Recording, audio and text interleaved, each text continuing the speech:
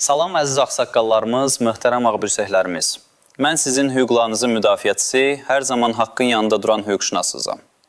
Bugün sizinlə çox ciddi, hətta ürək ağrısı ilə danışmalıyam.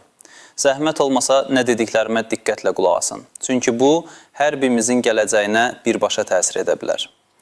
Əgər siz ömür boyu zəhmət çəkmiş, bu ölkənin daşına daş qoymuş, bu vətənə övladlar bəxş etmiş bir insansınızsa, əgər hər gün çətinliklə də olsa, övladlarınızdan, nəvələrinizdən uzaqda, qürurlu başla yaşamağa çalışırsınızsa, onda bugün deyəcəklərim hər sözünüzü, hər duyğunuzu əks etdirəcək. Dünən axşamdan bəri ölkəni ağsaqqallarımızın, ağbürsəklərimizin ürəyinə dağ çəkəcək bir şayə bürüyüb. DSMF-də, yəni Dövlət Sosial Müdafiə Fondunda daxili sərəncam, daha doğrusu qapalı əmr, nömrə 412B haqqında danışırlar. Deyirlər ki, bu əmrə görə 50 manatdan yuxarı əlavə alan pensiyaçıların bu əlavələri gələn aydan etibarən dayandırıla bilər. Bəhanə isə nədir bilirsinizmi? Məlumat bazasındakı səhv. Təsəvvür edirsiniz, illərlə ödənilən sizin haqqınız olan bir əlavə indi hansısa səhv uzbatından əlinizdən alınmaq təhlükəsi ilə üz-üzədir. Və daha dəhşətlisi odur ki, bu ani yoxlamaların rayonlardan başlayacağı, ayın 15-nə qədər icra hakimiyyətindən arayış təqdim etməyənlərin bütün pensiya ödənişlərinin tamamilə dayandırılacağı deyilir. Bu nə deməkdir əzizlərim? Bu o deməkdir ki, yaşlı, qozaman insanlarımızı yenidən qapı-qapı salıb, illərlə çəkilmiş zəhməti sanki yox edirmiş kimi qələmə verəcəklər. Mən buna səssiz qala bilmərəm və siz də qalmamalısınız. Siz xatırlayırsınızmı, gəncliyinizdə necə zəhmət çəkirdiniz? Kənd təsərrüfatında tarlada günəşin altında, zavodda toz-torpaq içində, məktəbdə uşaqlara bilik verərkən illər boyu səhərdən axşama qədər necə çalışdınız? Əliniz qabara-qabar oldu, qolunuz gücdən düşdü, gözləriniz zəiflədi. Siz o vaxtlar bu günləri düşünürdünüz, qoca vaxtınızda rahatlıq tapacağınızı, dövlətin sizi düşünəcəyini, haqqınızı verəcəyini ümid edirdiniz. Bu dövlətin hər bir kərpicində sizin alın təriniz, bu torpağın hər bir qarışında sizin əməyiniz var. Siz bu günlərin qurucularsınız. Bəs indi nə ilə qarşılaşırsınız? Qoca yaşınızda kiminsə məlumat bazasındakı səhv deyə əlinizdən 50 manatını almağa çalışması ilə. Bəzi insanlar üçün 50 manat bəlkə kiçik bir məbləvdir. Amma Allah şahiddir ki, sizin üçün o 50 manat bir həftəlik çörək pulu, dərman pulu, işıq pulu, su pulu, nəvənizə kiçik bir şirniyyat almaq üçün pul deməkdir. Kiminsə masasının arxasında oturub səhv adlandırdığı o şey sizin həyatınızın bir parçasıdır. Yaxşı, deyin görüm. Əziz ağsaqqallarımız, möhtərəm ağbirsəklərimiz, bu qədər zəhmətdən, bu qədər fədakarlıqdan sonra indi sizdən o 50 manatı almaq istəyənlərə nə deyəcəksiniz? Ömür boyu çəkdiyiniz əziyyətin müqabilində bu cür münasibətə layiqsinizmi? Bu sizin üçün qürur məsələsidir. Bu sizin əmək haqqınızdır, sizin ləyaqətinizdir. Hər birinizdən xahiş edirəm, aşağıda şərhlərdə yazın. O 50 manat sizin üçün nə deməkdir? Bu illəri necə yaşamısınız? Hansı çətinliklərdən keçib pensiyaya çıxmısınız? Biz də yəqin edə bilərik ki, sizin haqqınız heç bir səhv səbəbi ilə əlinizdən alınmasın. Hər birinizin səsi eşidilməlidir. Əzizlərim, bu kimi xəbərlər, bu kimi şayiələr təəssüf ki, həyatımızın bir hissəsi olub. Qanunlar tez-tez dəyişir. Bəzən bu dəyişikliklər gözümüzün önündə baş verir, bəzən də arxa qaplarda, daxili əmrlər şəklində. Bizim kanalın məqsədi də məhz budur. Sizi bütün bu dəyişikliklərdən vaxtında xəbərdar etmək, hüquqi maarifləndirmə aparmaq, sizə kömək etmək. Odur ki, kanalımıza abunə olmağı unutmayın, çanaq düyməsini basın ki, heç bir vacib məlumatı qaçırmayasınız. Çünki bu məlumatlar sizin üçün qızıldan da qiymətli ola bilər. Yadınızdadırmı? Bir neçə il əvvəl necə idi? Pensiya sistemi bəlkə də daha sadə idi, bəzi baxımdan daha aydın. Sovet dövründən miras qalan müəyyən imtiyazlar, əlavələr vardı. Dövlət sanki yaşlılarına daha çox sahib çıxırmış kimi görünürdü. İnsanlar bilirdi ki, 20, 30, 40 il işləyəndən sonra müəyyən bir pensiya alacaqlar. Bu sabit və təxmin edilə bilən bir məbləğ olacaq. O vaxtlar bəlkə də sənədləşmə də bu qədər mürəkkəb deyildi. Rayonlarda, kəndlərdə icra hakimiyyəti ilə, bələdiyyə ilə münasibətlər daha sadə idi. Bir arayış almaq bu qədər əziyyət tələb etmirdi. İnsanlar bir-birinə daha çox kömək edirdi. Qonşu qonşuya dəstək olurdu. Lakin zaman keçdi, müstəqillik illəri gəldi, iqtisadiyyat dəyişdi.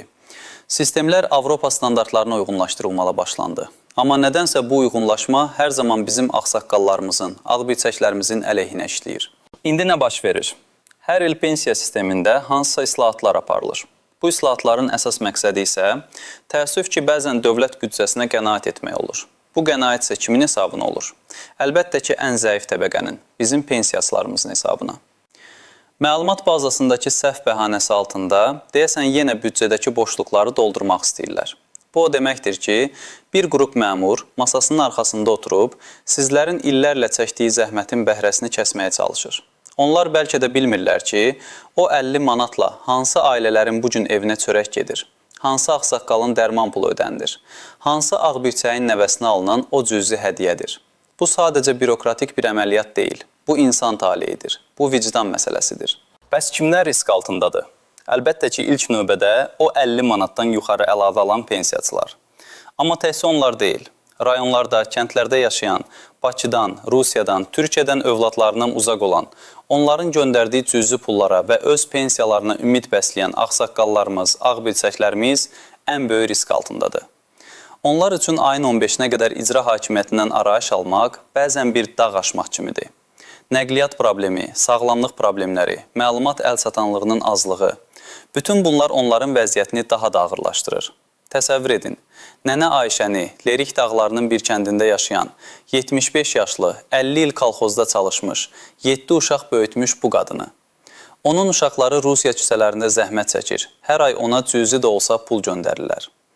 Nənə Ayşənin pensiyasının üzərinə gələn o 50 manat, onun gündəlik dərmanları, 1 kilo kartof, 1 şirniyyat almaq üçün idi. İndi deyirlər ki, məlumat bazasında səhv var. Get icra hakimiyyətindən arayış gətir. Nənə Ayşənin dizlərində taqət yoxdur. Gözləri zəif görüb. O hansı yolla, hansı vəsaitlə o arayışı alıb vaxtında təqdim edəcək? Kim ona kömək edəcək? Bəlkə də heç kim. Onun nəvələri Bakıda oxuyur, uzaqdadır. Qohum əqrəba öz dərdi ilə yaşayır. Nənə Ayşə isə bu dövlətin onu unutduğunu düşünüb, ürəyindəki acı ilə yaşayacaq. Və yaxud Qəbələnin Uzqar bir kəndində yaşayan Baba Həsən. O 40 il müəllimlik edib, neçə-neçə nəsil böyüdüb, onlara savad verib. İndi 86 yaşı var, gözləri zəif görür, arvadı yataq xəstəsidir. Hər qəpiyi hesabla xərcləyir. O bu 50 manatın bir hissəsini arvadının dərmanına, bir hissəsini də evlərinin təmiri üçün yığdığı cüzi pula əlavə edirdi. İndi onun da səhv uzbatından pensiyası kəsiləcək. Bu cür hallar yüzlərlədir, minlərlədir əzizlərim. Bəs hansı kateqoriyalara pensiya artırımı gözlənilir? Təəssüf ki, ümumi pensiyaların dayandırılması barədə xəbərlər fonunda hər hansı ciddi artımlardan danışmaq çətindir. Adətən minimum pensiya məbləği artırılır, bəzi müharibə veteranlarına, əlilliyi olan şəxslərə müəyyən əlavələr edilir, lakin bu artımlar da adətən inflyasiya ilə müqayisədə çox cüzi olur. Yaşlı, qocaman insanlarımızın aldığı pensiya, onların illər boyu çəkdiyi əziyyətin mükafatı deyil, sadəcə dolanışıq səviyyəsini biraz da aşağı salan, onları borca və çətinliyə salan bir məbləğdir. Belə görünür ki, dövlət ancaq seçilmiş bir neçə qrupa fokuslanmaqla digər minlərlə pensiyaçının haqqını görməzdən gəlir. Məsələn, salyandan olan bir ana. Əri gənc yaşda dünyasını dəyişib, öz uşaqlarını tək böyüdüb. Rəsmi iş yeri bəzən olmayıb, bazarda, tarlada, gündəlik işlərlə dolanıb ki, övladları ac qalmasın. İndi pensiya yaşına çatıb, illərlə çəkdiyi əziyyətə görə cüzi bir pensiya alır. Həmin o 50 manat onun uşaqlarından uzaqda, Bakıda tikintidə işləyən övladlarından gələn pula əlavə idi. İndi o ana necə sübut etsin illərlə zəhmət çəkdiyini? Kimə desin dərdini? Bu sadəcə qanun maddəsi deyil, bu bizim kimliyimizdir, bu bizim dəyərlərimizdir. Ağsaqqallara, ağbirçəklərə hörmət hər şeydən üstün olmalıdır. Bir anlıq düşünün əzizlərim. Həyatınızın ən gözəl illərini bu ölkənin inkişafına əsr etdiniz. Valideynlərinizə, uşaqlarınıza, qohum əqrabanıza baxdınız. Nəvələrinizə nağıllar danışdınız, onlara həyat dərsləri verdiniz. İndi bu yaşda dövlətdən cüzi bir yardım alarkən, birdən səhv ucbatından onu da itirmək təhlükəsi ilə özləşirsiniz. Bu sadəcə pul itkisi deyil, bu mənəvi zərbədir. Bu, ləyaqətin alçaldılmasıdır. Ömür boyu çəkdiyiniz zəhmətin dəyəri budurmu? Bəs sizin fikrimizcə, bu səhv əvvəllər hardaydı? Niyə birdən-birə, məhz indi, ən ağır iqtisadi dövrdə bu səhvlər üzə çıxır? Niyə hər dəfə bu cür səhvlər büdcənin yükünü yüngülləşdirmək üçün istifadə olunur? Mən bu sualları yalnız sizə yox, həm də DSMF rəhbərliyinə, aidiyyatı dövlət orqanlarını ünvanlayıram. Onlar unudurlar ki, bu pensiyaçılar dünənki gənclər, bugünkü vətəndaşlar, sabahki tarixdir. Sizlərin səsi mənim üçün çox vacibdir əzizlərim. Şərhlərdə yazın. Siz həyatınızda pensiya ilə bağlı hansı çətinliklərlə qarşılaşmısınız? DSMF-dən hansı arayışlar tələb ediblər? Sizdən hansı sənədlər istəyiblər ki, əmək haqqınızı, stajınızı sübut edəsiniz? Sizin təcrübələriniz, sizin hekayələriniz bizə yol göstərəcək. Gələcəkdə atılacaq addımları müəyyənləşdirməyə kömək edəcək. Bir nəfərin səsi bəlkə eşidilməz, amma minlərlə, on minlərlə insanın səsi vahid bir cəbhə kimi çıxış etsə, o zaman bizi eşitməyə məcbur olacaqlar. Bəs bu vəziyyətdən necə çıxmaq olar? Nə etməliyik? İlk növbədə panikaya düşməyin, lakin laqeyd də qalmayın. Təcili tədbirlər görmək lazımdır. Birincisi, məlumatları dəqiqləşdirin. Bu şayələrin nə qədər həqiqətə uyğun olduğunu DSMF-nin qaynar xətti ilə və ya ərazinizdəki regional DSMF idarəsi ilə əlaqə saxlayaraq öyrənməyə çalışın. Lakin unutmayın, telefon zəngləri hər zaman etibarlı cavab vermir. Ən yaxşısı özünüz ya da övladlarınızdan, nəvələrinizdən birini yanınıza alıb, DSMF-nin yerli şöbəsinə gedin və orada rəsmi məlumat tələb edin. Sərəncamın nömrəsini, yəni 412B-ni qeyd edin və dəqiqləşdirin ki, həqiqətən belə bir əmr mövcuddurmu və o sizi əhatə edirmi? İkincisi, sənədlərinizi hazırlayın. Əgər sizdən icra hakimiyyətindən arayış tələb olunursa, bu arayışın dəqiq növünü, məqsədini öyrənin. Hansı məlumatları özündə əks etdirməlidir? Çox güman ki, bu yaşayış yerinizlə bağlı, ailə tərkibinizlə bağlı bir arayış ola bilər. Pasportunuzu, doğum haqqında şəhadətnamənizi, əmək kitabsanızı, nikah haqqında şəhadətnamənizi, hərbi biletinizi, uşaqlarınızın doğum haqqında şəhadətnamələrini, xüsusilə analar üçün hazırlayın. Bütün bu sənədlərin sürətini çıxarın və hər zaman yanınızda saxlayın. Üçüncüsü, tək getməyin. Əgər sağlamlığınız imkan vermirsə, tək başına hər hansı bir dövlət orqanına getməyin. Mütləq övladlarınızdan, nəvələrinizdən, etibarlı bir qohumunuzdan kömək istəyin. Onlar sizi müşahidə etsinlər. Sənədlərinizi düzgün təqdim etməyə kömək etsinlər. Lazım gələrsə, sizin adınızdan müraciət etsinlər. Unutmayın, qohum-əqrəba bağı bizim ən böyük gücümüzdür. Dördüncüsü, rəsmi müraciət edin. Əgər DSMF-də sizə şifahi şəkildə nəsə deyirlərsə, rəsmi yazılı cavab tələb edin. Hər hansı bir qərarla razılaşmırsınızsa, rəsmi ərizə ilə müraciət edin və müraciətinizin qəbul olunmasına dair möhürlü, qeydiyyat nömrəsi olan bir surətini özünüzdə saxlayın. Bu, gələcəkdə sizin hüquqlarınızı müdafiə etmək üçün vacib bir dəlil olacaq. Beşincisi, məlumatlı qalın. Bizim kanalımızı izləməyə davam edin. Biz pensiya qanunvericiliyindəki hər bir dəyişikliyi sizin diqqətinizə çatdıracağıq. Sizə necə hərəkət etmək barədə dəqiq təlimatlar verəcəyik. Qanunlar sizi bürokratiyadan qoruyan yeganə qalxandır. Onları bilmək, sizin hüquqlarınızı müdafiə etmək üçün əsas şərtdir. Və nəhayət, əgər bütün bu addımlardan sonra da haqqınız bərpa olunmursa, hüquqi yollara əl atmaqdan çəkinməyin. Bəzən məhkəməyə müraciət etmək ən son çarə olsa da, ədalətin bərqərar olması üçün bu da vacibdir.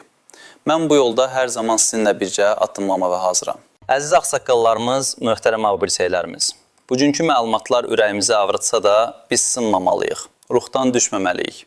Sizin zəhmətiniz, sizin fədakarlığınız dəyərlidir və heç bir məlumat bazasındakı səhv onu silə bilməz. Mən sizin hüquqşünasınız olaraq sizinlə birgə son damla qanıma qədər mübarizə aparmağa hazıram. Bizim birliyimiz, bizim səsimiz güclüdür. Və indi bütün bu deyilənlərdən sonra mən sizə bir sual vermək istəyirəm. Siz hələ də inanırsınızmı ki, bu baş verənlərin hamısı sadəcə məlumat bazasındakı səhvdir? Yoxsa bu, sizin haqqınız olan o 50 manatı əlinizdən almaq üçün düşünülmüş bir bəhanədir? Cavablarınızı şərhlərdə gözləyirəm. Hər birinizə can sağlığı və uzun ömür arzulayıram. Unutmayın, biz birlikdə güclüyük.